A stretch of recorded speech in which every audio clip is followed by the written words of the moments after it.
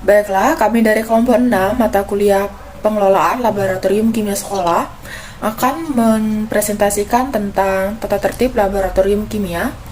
Nah, anggota kelompok 6 antara lain ada saya sendiri, yaitu Wayan Putri Widiawati dengan NPM 35.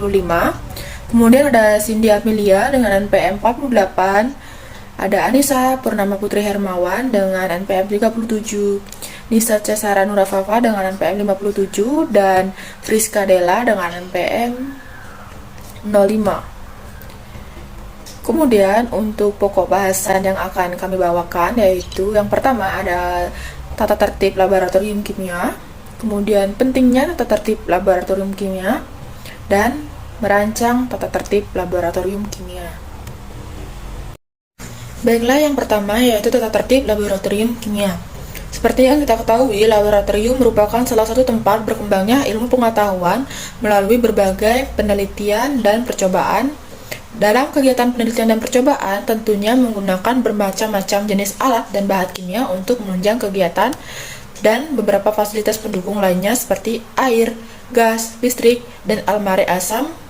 Tentunya alat, bahan kimia, dan fasilitas laboratorium beserta aktivitasnya sangat berpotensi dalam menimbulkan terjadinya suatu kecelakaan. Nah, tata tertib laboratorium adalah salah satu norma dasar dalam kerangka konseptual yang berisi kebijakan yang mengatur aktivitas secara fisik dan psikis siswa dalam laboratorium kimia.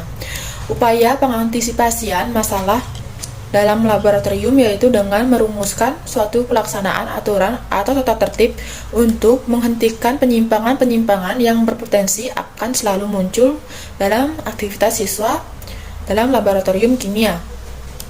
Kemudian, pelaksanaan tata tertib laboratorium kimia mempunyai dua fungsi, yaitu sangat membantu membiasakan siswa mengendalikan dan mengekang perilaku yang tidak diinginkan.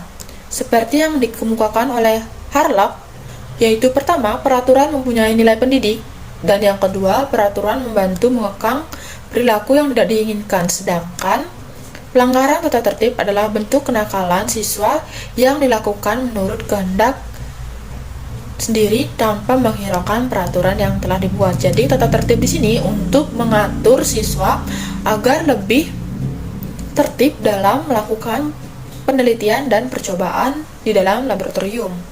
Baik, sekian untuk presentasi berikutnya akan disampaikan oleh teman saya. Kepadanya dipersilakan. Baiklah, pembahasan selanjutnya yakni fungsi dari tata tertib di laboratorium kimia. Jadi, fungsi dari tata tertib di laboratorium kimia adalah untuk menjaga praktikan dari hal-hal yang berbahaya atau tidak diinginkan di laboratorium. Selain itu, agar tidak merusak barang-barang yang digunakan di laboratorium dan kita dapat teliti saat melakukan suatu percobaan di laboratorium. Adanya tata tertib di laboratorium akan meningkatkan kedisiplinan bagi praktikan.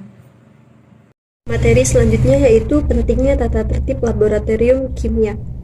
Pentingnya tata tertib tersebut untuk menghindari terjadinya kecelakaan kecil ataupun besar di laboratorium yang kita gunakan. Di dalam laboratorium kimia, kita tidak boleh bercanda ataupun berisik karena bisa saja kita tanpa sengaja memecahkan bahan-bahan yang berbahaya bagi kesehatan tubuh kita dan juga dapat mengganggu konsentrasi teman kita yang sedang melakukan praktikum dan juga dapat merusak alat-alat yang ada di laboratorium. Baik, yang selanjutnya adalah merancang tata tertib laboratorium sekolah. Adapun tahapan dalam merancang tata tertib laboratorium sekolah yaitu ada 6. Yang pertama adalah buatlah tata tertib yang realistis atau tidak berlebihan. Yang kedua, buatlah tata tertib yang disetujui bersama. Yang ketiga, buatlah tata tertib yang mengutamakan kepentingan bersama dan bukan kepentingan pribadi ataupun kelompok. Kemudian yang keempat, yaitu buatlah hukuman bila tidak menaati tata tertib tersebut. Yang kelima, buatlah cara pencegahan hal buruk itu agar tidak terus berulang dan membuat tata tertib. Kemudian untuk langkah yang terakhir, yang keenam, yaitu pikirkan hal-hal buruk yang atau sering dilakukan siswa di dalam laboratorium. Demikian saya kembalikan ke moderator. Tata tertib laboratorium kimia yang pertama yaitu tidak diperkenankan mengambil alat atau bahan lain yang tidak ada hubungannya dengan kegiatan yang dilakukan. Yang kedua yaitu pemakaian pada laboratorium harus mendapatkan persetujuan dari ketua laboratorium. Yang ketiga, pada saat pemakaian laboratorium, tidak diperkenankan memasuki atau belajar tanpa izin oleh petugas laboratorium.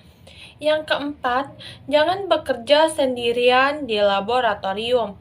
Yang kelima, ada pemakaian laboratorium harus datang tepat pada waktunya. Yang keenam, sebelum bekerja, pemakaian laboratorium ini harus mengisi agenda penggunaan laboratorium. Yang ketujuh, sebelum bekerja pada pemakaian laboratorium, harus mengisi daftar penggunaan alat dan bahan yang akan dipakai oleh kita. Yang kedelapan yaitu ada pemakaian laboratorium harus menepati tempat yang telah disediakan. Yang kesembilan, pemakaian laboratorium harus memperhatikan kelengkapan alat dan bahan yang telah disediakan petugas laboratorium di meja praktikum. Yang kesepuluh yaitu ada alat dan bahan yang belum lengkap harus dilaporkan ke petugas laboratorium. Yang ke-11 yaitu penggunaan alat dan bahan harus sesuai dengan prosedur yang telah ditetapkan. Yang ke-12 yaitu ada pemeriksaan baik tidak adanya alat dan bahan alat yang dipinjamkan, maka karena kerusakan menjadi tanggung jawab oleh pemakai. Yang ke-13 yaitu penggunaan alat dan bahan ini harus dilakukan dengan hati-hati. Yang ke-14, alat laboratorium yang rusak selama praktikum sebelum harus dilaporkan kepada petugas agar pada percobaan tersebut mencoba memperbaiki diri. Ke-15 yaitu adalah ada alat, bahan, air, dan listrik hendaknya digunakan seefisien mungkin. Yang ke-16, bahan kimia bekas praktikum ini yang bisa dipakai lagi harus ditampung pada tempat khusus dan diberi label setelah terjadinya pemakaian tadi. Yang ke-17 yaitu ada harus selalu menulis label yang lengkap agar terutama pada pemakaian tersebut yaitu terdapat pemakaian pada bahan kimia tersebut. Yang ke-18 yang terakhir yaitu selesai belajar, alat dan meja praktikumnya itu harus dalam keadaan bersih dan ditempatkan posisi sesuai atau pada posisi semulanya.